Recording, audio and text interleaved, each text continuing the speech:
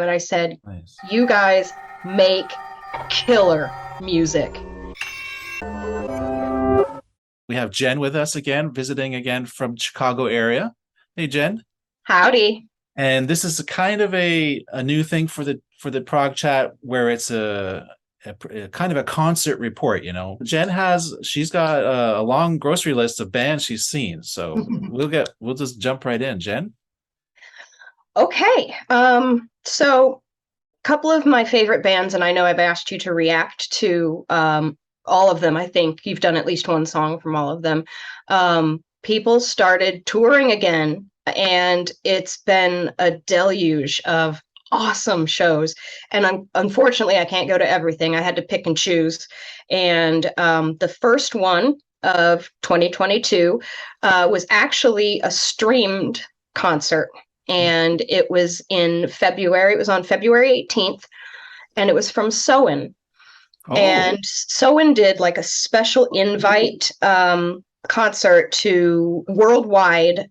So you had to be there in a weird time zone or whatever to see it for the first time. And then once you paid your ticket, you could replay it as long as you liked for the next, I think, 48 hours they gave you. It was called Live at Gramophone. And I believe that's in Sweden, Atlantis Gramophone Studios, and it's in Gothenburg, Sweden. They went all out. They had an orchestra, like a 6 or 8 piece orchestra, cellos, violins. They had choir. They had a backup choir, female singers, to sing along with the lead, whose name is Joel Ekaloff. His voice blended with the female backup singers in such a gorgeous way. They did most songs that Soen fans would know. They did Antagonist first, which is the one that I had you do a review of. Fire up your guns. Do you remember that one? yep. So fire up your guns to string instruments, like acoustic. It was such a joy it was almost like an unplugged. You remember MTV Unplugged? Oh, yeah. They did this version with minimal. It was very soft. They slowed the tempo down, way down. Hmm. And the melody of the actual music shone through. Instead of the hard banger that it is, you realize that underneath it all the whole time was this gorgeous melody. And so it was such a treat to see the new arrangement. They also did some older stuff. They did Lunacy next, and then Monarch, which is on the new album. Well, I say new, it's been out for a year or so, but they're just now getting to tour for it. There Nice it is. cover. Yeah. So in Imperial with the snake. There they are in the booklet. That is the lead singer, Joel Ekaloff. This is Martin Lopez, the prior Opeth drummer. This is Cody Lee Ford, lead guitar. He takes a lot of, not solo work, but his guitar solos in sort of a Pink Floyd-ish direction, and I just love it. And then this is a newer member. His name is Zlatayar Oleski. I hope I'm saying that right. He is from Ukraine, and I've been following him. He's got a YouTube channel where he messes around with bass. I don't know. They're really interesting dudes. And every time I see a Soen video, it's like an ad for male jewelry. Something I've noticed. They all are just decked out. They've got the rings and the earrings and the necklaces and beads, Buddhist like prayer beads wrapped around their they got the big silver belt buckles, and the streaming concert was shot beautifully. The mood of this concert was just beautiful. I remember I actually watched it with my mother, and we turned off all the lights and we lit candles and put them around the room and streamed it on the big screen TV, and it felt like we were there in the studio with them. Let me get on, I'm sorry, with the rest of the set list. They did River, which was from of their previous albums. Jinn, that's Jinn, or like the genie, Jinn. That song I actually want to request you to react to. They did Illusion and Modesty from the new CD. And then they did Lucidity, which is another beautiful ballad of a song. And the Pink Floydishness really shines through on that one. Sometimes at night, if I have trouble sleeping, I'll put Lucidity on because it's just exquisitely gorgeous. And then Savia, which was their actual first hit off their first album. And then there was a big surprise. They did a beautiful, subdued acoustic cover of Snuff by Slipknot. You've heard of Slipknot, I know right? Slipknot. I don't know if I know that tune. I doubt I know that tune, though. Have you reacted to any Slipknot? You know what? I haven't, and I should. I'm going to make a note of that. They're not prog per se, but they are definitely prog adjacent. A lot of people who like the bands that we listen to also listen to Slipknot, or they started off with Slipknot and then got into more proggy stuff. What would be interesting to do, now I'm not going to hold you to this, but Soen is releasing a DVD and CD set of this gramophone studio concert. People who missed it in February will be able to purchase it. Pre-orders are happening right now. And of course, with Joel Ekaloff's voice, it's like molten honey. If you're interested in doing a Slipknot react, may I suggest do a dual react to the original Snuff by Slipknot, and then Soen, as a teaser for this release of the concert next month, has put their orchestral version from Gramophone Studio of Snuff on YouTube. That sounds great. I did a whole album react. I think that was Florida Bell. Tellurian. Tellurian, that's it. Which is their weakest, I think, actually. Really? They did t-shirts as well. Oh. I almost forgot. There Very nice. Excellent. Yeah. From Atlantis. Cool. Yep. Very nice. In April, I saw the Ocean Collective open for Leprous in Chicago. That was my introduction to Leprous live. I'd also never seen the Ocean before. I believe you've done a reaction. So April 2nd, at a place in Chicago called the Bottom Lounge, I saw the Ocean Collective.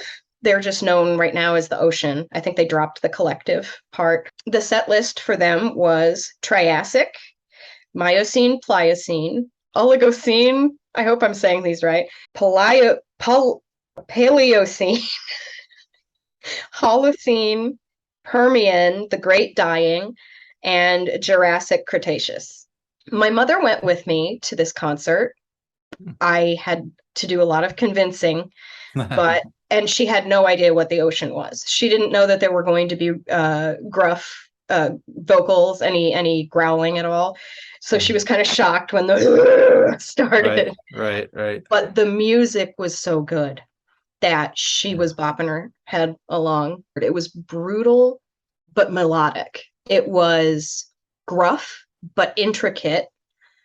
And it makes me really want to get that album. Next came Leprous, who I went there to see for a first time and was floored. It's a spiritual experience. And I say that, I don't say that lightly.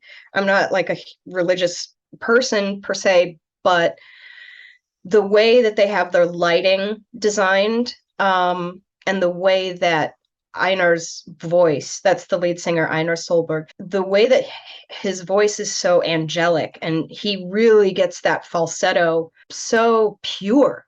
It's a very, very clean and pure falsetto for a man. And I actually have seen quite a few vocal coaches do reacts to his stuff and say that they're amazed. His transitions between chest voice and head voice are so smooth. You can barely tell it's happening. He's a true master of his craft. He's also quite a strange dancer. Oh, okay. If anybody who's seen Leprous live, you'll know the rest of the players have to give him a little bit of room because he just throws himself around and just Okay. just he stomps around like Yeah, just yeah. flailing his arms. And how can you not, when you listen to Leprous music, really, how can you not be moved to spasms of joy? I'm actually planning to do a react finally to the whole album. Is it Congregation or something? Oh, you're doing the Congregation. That I is a look forward very, to very that. good album. The one they're touring on, I've got that here. Aphelion. Yeah. You can't really see that very well, I don't think. I could see there 5 heads Yeah, there. Yeah. yeah. The drummer, Bord Kolstad, is a beast. He is a Yes. beast. Yeah. And if by the end of the show, Bord's shirt is still on, you know they didn't give it their all. Constantly shirtless. There's the CD. You did a song off of Aphelion called Castaway Angels. They do that song in their set. So for April 2nd, they did Out of Here, Illuminate, and then a throwback from Cole. They did The Cloak. They did Below, The Price, Running Low, which is off of Aphelion, Alleviate, and then their tour debut, the first time they'd ever played this live. I got to see it at the bottom. That one you've done a react to. And the funny thing is, they did that song because we were literally at the bottom lounge in Chicago. So it was kind of a double entendre. They just kind of Yes. slipped that in there. Everybody went crazy. There, as with any prog show, there were mostly young men in the audience, all taller than me and wanting to stand in front. Of course, as it always goes. No, I actually had really, really good spots on all of these concerts because I said, no, I am only 5 feet tall. You can't tell because I'm sitting. But I went up and I just, pardon me, excuse me, do you mind? Can I get in front of you? You'll be able to see over me. And I did my best to get right up there. For this show, I think I was second row. Oh, I mentioned the lighting. Pinks, blues, and reds. And then, of course, the bright whites. The way they do their setup is all of the amps and pedals and boxes that you usually have up at the front of the stage, they have these clear plexiglass stools that they put over them to protect them. And then they can stand on top of those and the lights shine up through those clear stools. And it looks like they're standing on ice cubes, huge ice cubes. So that's kind of interesting. They're lit from below, and Einar loves to stand up on those and get like right above the crowd. And so he's larger than life. And when you're in the audience and he happens to look at you, it something about his eyes, they're just piercing. And I think he does a little eyeliner underneath. Either that or he's got really dark eyelashes because his eyes are just piercing at you. Sorry, after the At the Bottom debut, which was stellar, they did Have You Ever.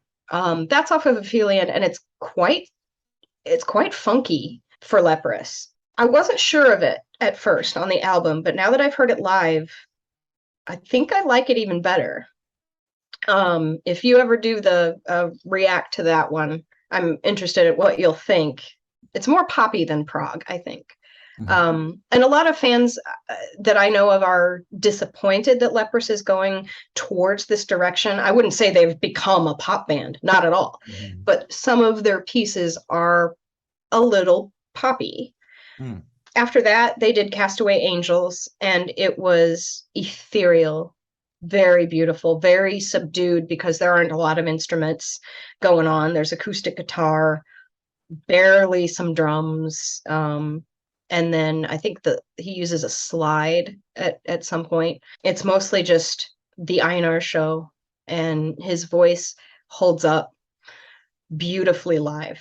You would think that maybe he would drop a half step, to save his voice or whatever, but no, they did everything as originally recorded, and God bless him. He is a consummate professional. and has really, really put the work in. Man, he can sing.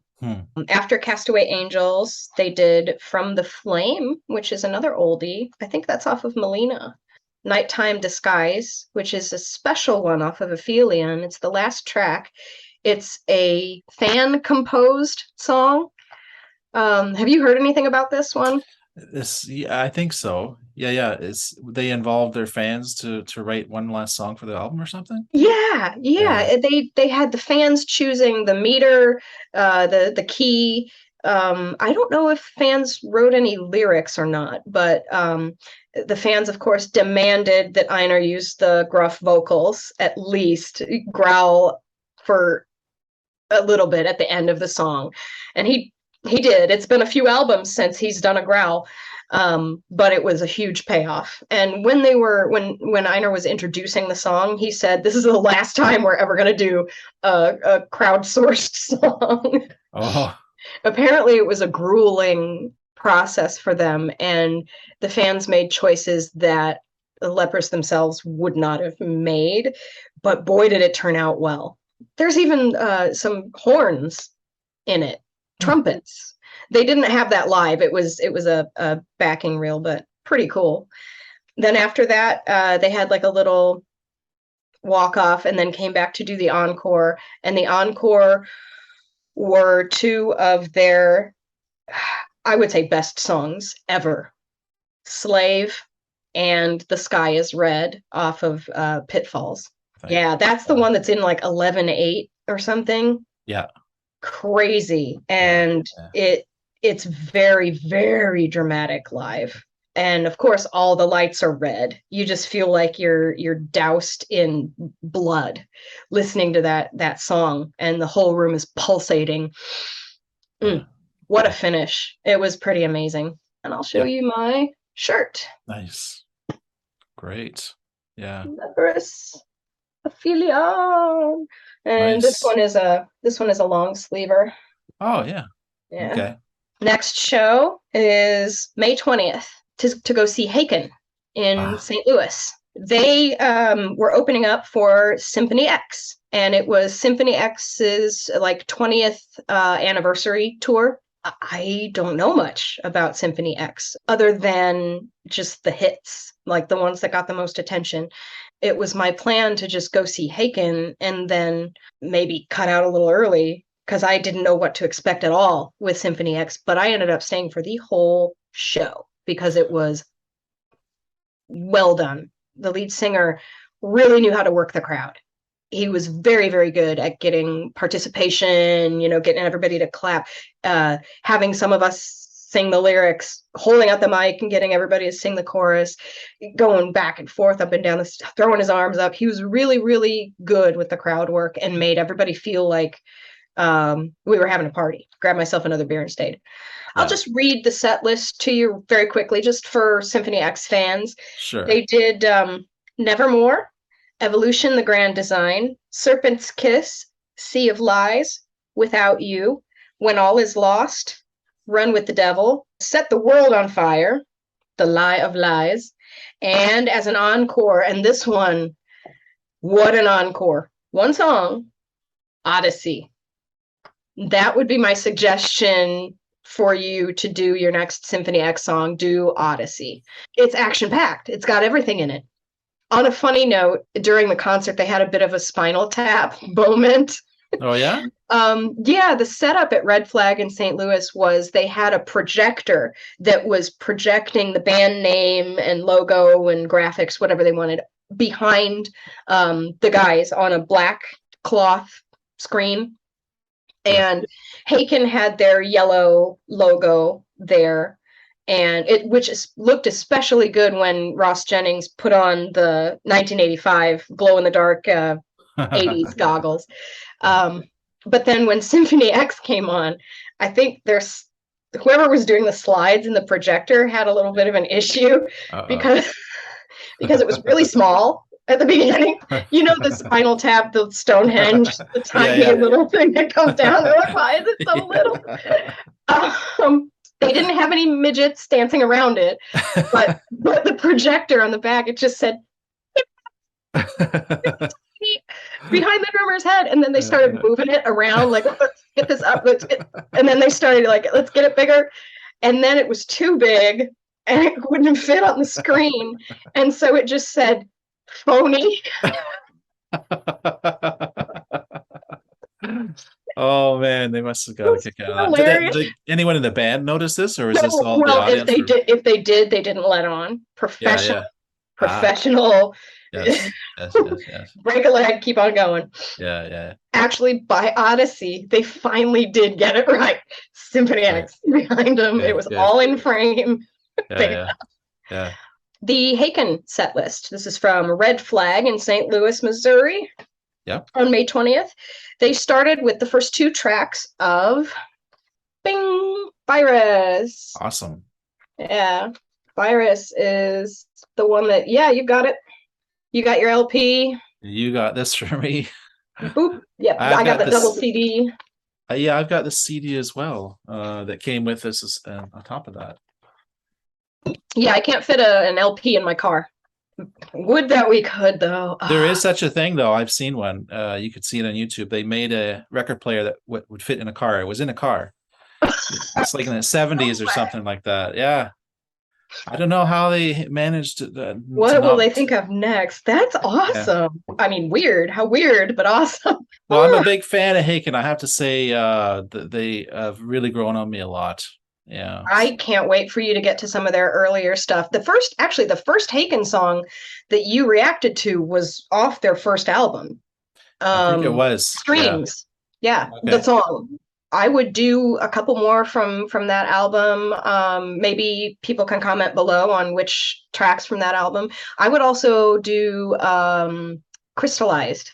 Virus is their heaviest to date. And I think that they're going to back off a little bit from the heaviness. And I'm judging for their next album, they're going to go a little bit jazzier. Because because of Nightingale, that single that they have released. They actually switched out keyboardists this year. Diego was the old keyboardist. And he left earlier this year. Mm-hmm. And I believe he is not touring. The person that I saw them with in St. Louis was actually their original, like way back when they first started. They've gone back to their very original keyboardist. And his name is slipping my mind right now, but he actually has a little bit more of a jazzy tilt with his keyboard playing. Right. So their set list, by the way, on May 20th was the first 2 tracks off of Virus in the same order, Prosthetic and Invasion. And Prosthetic, of course, is great, especially the chorus. I don't want to talk about it anymore. It just everybody was on the floor for that, fists in the air. And surprisingly, Invasion was originally my favorite song when they were releasing tracks off of this album. I think they released Invasion first, or Prosthetic first, then Invasion, then Canary Yellow. And Invasion was my favorite, but live, it is so hard to move to. It is I'm not quite sure what the time signature is. You can't quite, it's not danceable. Not danceable at all. So that one, everybody just kind of stood still and was like mesmerized. After Nightingale, which you did your react to, which I loved, they did Cockroach King. I love that song. Oh, I haven't done that one. I want to react to that with the kids. One of the kids. Yes, definitely do it with the kids, because the video, hopefully it won't be blocked, but the video is adorable and hilarious. Cockroach King is Haken's Bohemian Rhapsody. And there's a lot of 4-part harmonies and boop, boop, boop, boop, boop, boop, boop, little. It's such a creepy, crawly, bouncy ball of a song. It's a shiny thing that just attracts people, and it was like that live too. It was so fun, and there were people. I think there was at least one guy, and I think possibly his friends as well, that were they were doing little dances like, doop, doop, doop, doop. But hey, that's why you go to live shows, right? And those guys were having a ball. After Cockroach King, they did one off of Vector, which is the album previous to Virus, called Nil by Mouth, which is actually directions on how to take medication. It's like nurse shorthand. It's a banger as well. A lot of, in fact, and I think Haken intentionally did it this way to have Vector, the red, I don't have a picture of that, but have Vector and Virus be a pair, like to be released as a duo. So the covers are even similar. Vector has a Rorschach test in red on the front, and that's it, just a plain red front. And so both of these albums are pretty heavy. I would say Virus is the heaviest, and I love it. Oh, I love heavy Haken. After Nil by Mouth, next was 1985, which you've also reacted to. However, they did a special version where Ross Jennings breaks out into Owner of a Lonely Heart halfway through. It was, I mean, obviously 1985, going back to the 80s. Owner of a Lonely Heart. It was, and it fits his voice so well too, because he's another singer that does the falsetto quite adeptly. And so hearing him bust that out just randomly, just right in the middle of the song, was a kick. It's such fun. And again, crowd, everybody's singing along, because who doesn't know that song? Yeah, that was a huge smash hit. Owner of a Lonely Heart. Yeah. And after that load of ton of fun, unfortunately, was their last song. Because they were opening up for Symphony X, they didn't have their full time to do. And I don't know what I was thinking, but I wanted to hear the Messiah Complex. And honestly, how would they have been able? It's a 18-minute altogether with all the movements, 5 movements in 18 minutes. You're not going to do an 18-minute song if you're opening for somebody. No. But I still had my fingers crossed. Silly girl. But they didn't even play like a piece of it, so no joy there. But they did play another track off of Virus, Carousel, which is, that song grows on you. Yeah. At first you're like, it's kind of silly in the beginning. It sounds kind of like a love song at the beginning, but then it gets hard, and then you're like, okay, I can't get this song out of my head. Actually, like most Haken songs, once you hear them 2 or 3 times, you cannot get, there's always a hook that just they're very hooky, runs through your head over and over and over and over, and you cannot, it's like you have to listen to get it out of your head. Love them to death for that. So that was their set list, and this is my favorite concert t-shirt of all. Ooh, yeah, cool. Haken. Very nice.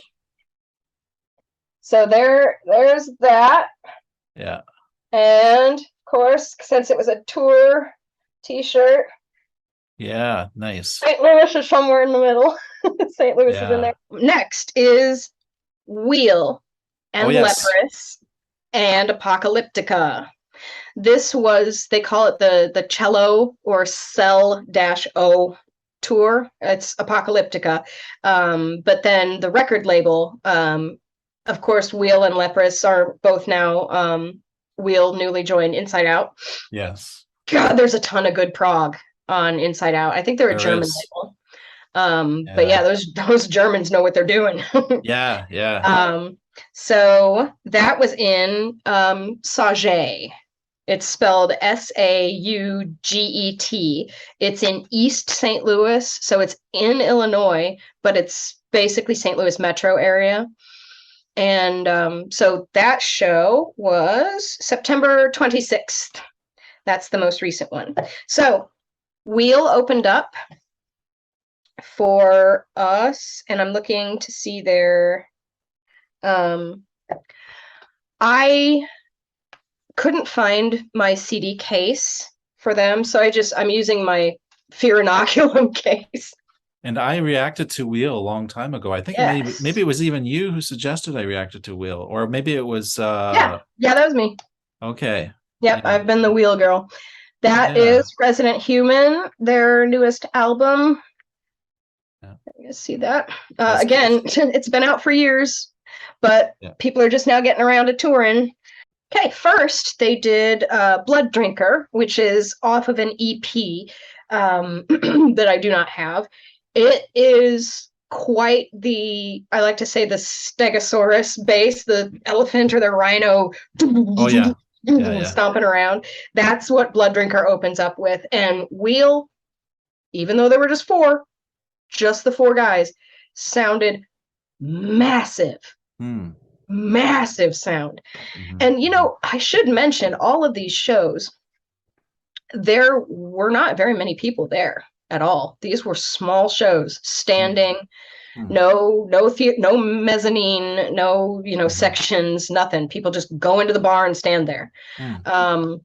I would say at the Ocean and Leprous concert in April, there were 400 people. Haken and Symphony X, even less, maybe 200, 250. And then this last one in Sage, with Wheel, Leprous, and Apocalyptica, 300 max. So these were pretty small shows, and I was able to get up pretty close for all of them.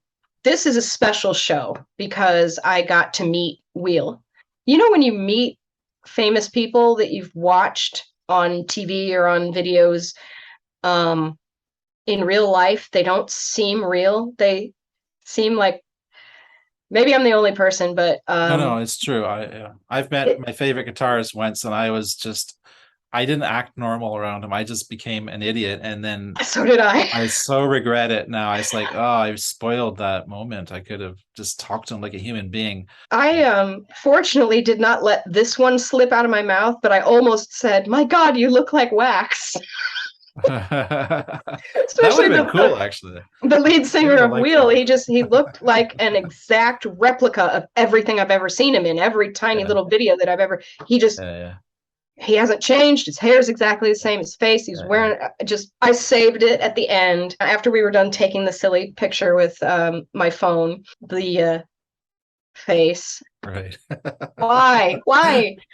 I turned around and I said, I need to shake your hands. And I shook hands with all four of them. And I said, nice. You guys make killer music.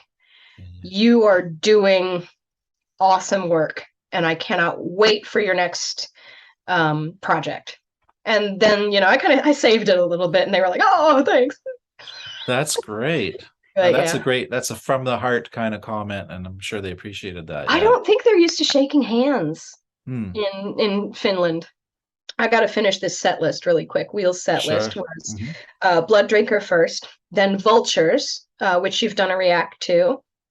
Banger song.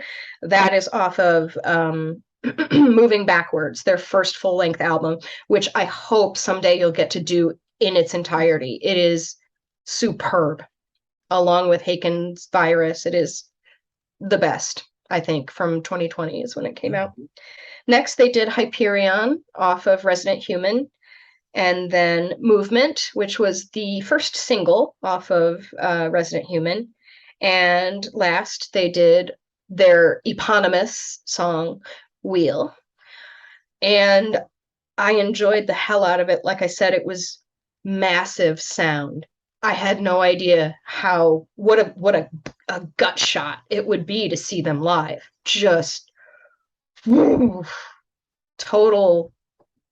I was enthralled.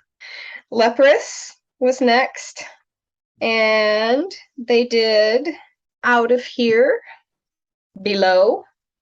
I think you've done that one too. The Price, From the Flame, Nighttime Disguise again, and as a closer, The Sky is Red. Again, such a banger. I feel lucky to have gotten to see Leprous twice. I got to meet Raphael, And I believe I also met Einar's girlfriend. She was selling T-shirts and CDs and stuff, posters. And she saw the photo that I have on my phone. Let me show you real quick. It's Zlatibor Oleski from Soen, the new bassist. Right. He's from Ukraine. And she said, "Oh, bassist from Soen. I'm from Ukraine."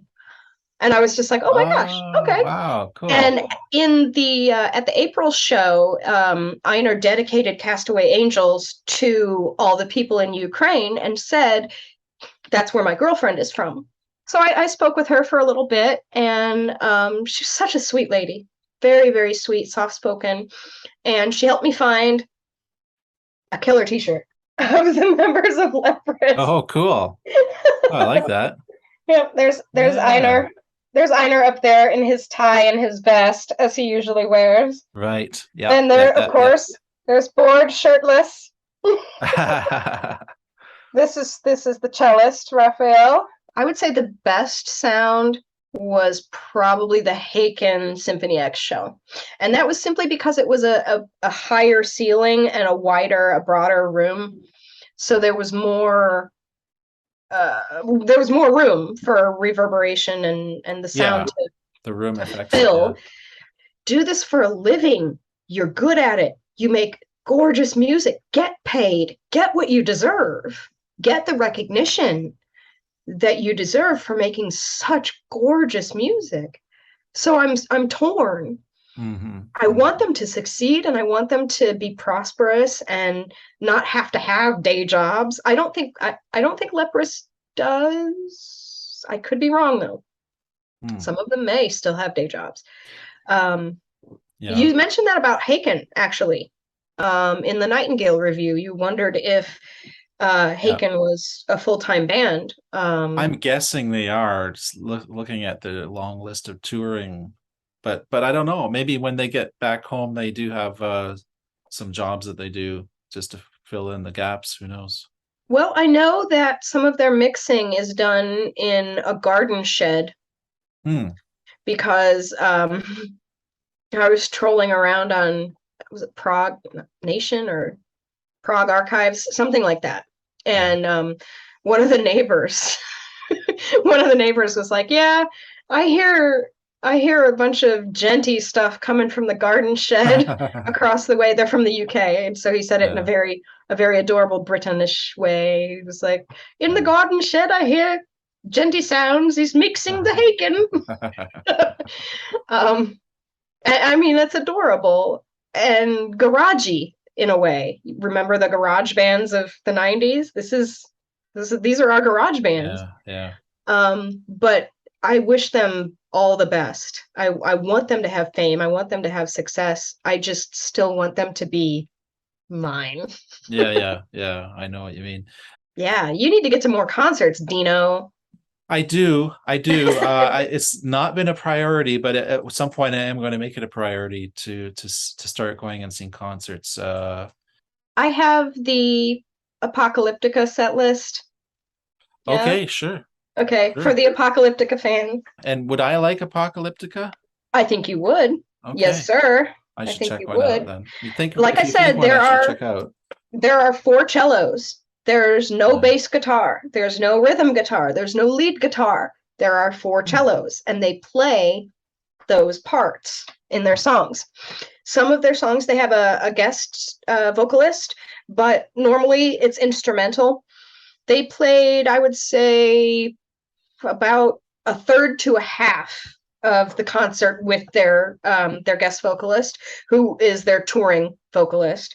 Aha! Okay, Apocalyptica setlist at Pops in Sauget on September 26th. They played Ashes of the Modern World, Grace, I'm Not Jesus, Not Strong Enough, Rise, Scream for the Silent, En Route to Mayhem, White Room, and I believe their guest vocalist was Jacoby Shattuck. Next, Shadowmaker, I Don't Care. This one I loved, Nothing Else Matters from Metallica. They played an instrumental version in cello. It was moving. for a Metallica song. I mean, you know how it Right. goes, right? Yeah. Yeah. Yeah. Yeah. And nothing else Yeah. matters. Da-da-da-da-da-da.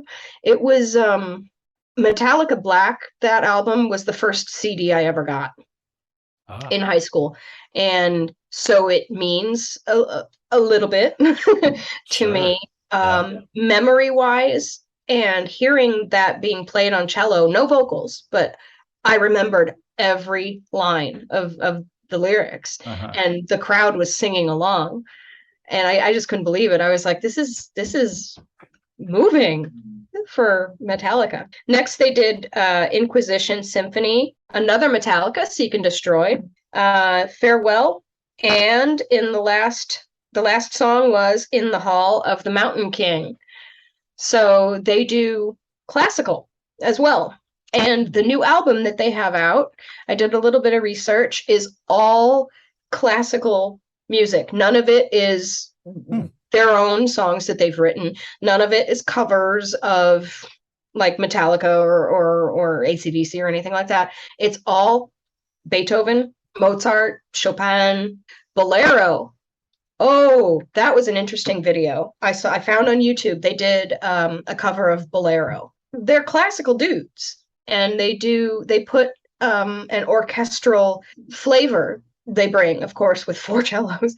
I mean, they have a drummer and they have a keyboardist, I believe, but then just the four cellos take the place of what you would normally have as your bass, your rhythm, and your lead guitar. I don't think I've ever seen anything quite like it. It was a hybrid, definitely a hybrid of classical meets rock, meets metal, meets acoustic, meets electrified. I mean, it was fun to watch, and I kind of just lost myself in the music. Like I wasn't really paying attention to when one song ended and the next one began. It was all just it all just flowed. And that speaks to their ability to put together a set list. Very, very cohesive. And they didn't have a very much pause in between at all. They are Finnish, by the way. They're from Helsinki. News bite. In November, I'm going to be seeing Soen live in Chicago. Ah, in the flesh this time. In the flesh, yes. Cool. Well, that's another band I have to react to more. Oh, there's so many. Their newer stuff, anyways. So much music. Do Jin from Soen next. Jinn. Jin. Jin? Okay. Mm-hmm. We need to get China on board. Oh yeah, that'll be our next project, won't it? I have the song picked out, brother. Good. Yeah, I look forward to that. We'll set that up soon. Oh, you'll love it. You'll love it. Yeah, love it. Is it Prog? Yes. Oh yes. Wow. Some would say symphonic. Cool. Prog. Do they sing in English? No. Yeah, I'll even do like a little intro for you if you want in Chinese. Yeah, that would be You want a sample right now? Okay, sure. Okay. 大家好，我是葛君怡，我就是 Prog Dog 的一个超级粉丝。我已经关注了 Dean 的那个视频道2年了，所以我们现在就听到了一些前卫音乐、前卫摇滚。Wow. That sounds great. What a fantastic language. Yeah. So now you know I'm not lying. I can actually speak Chinese. Yeah, you couldn't have faked that one. Well, thanks again, Jen. We'll keep in touch about that next project of ours on Zoom. And I'm really excited for that. Really. Me too. So you have a good night. All right, you too, Dean. We'll see you again soon. Okay. Bye-bye. Bye-bye. Bye-bye.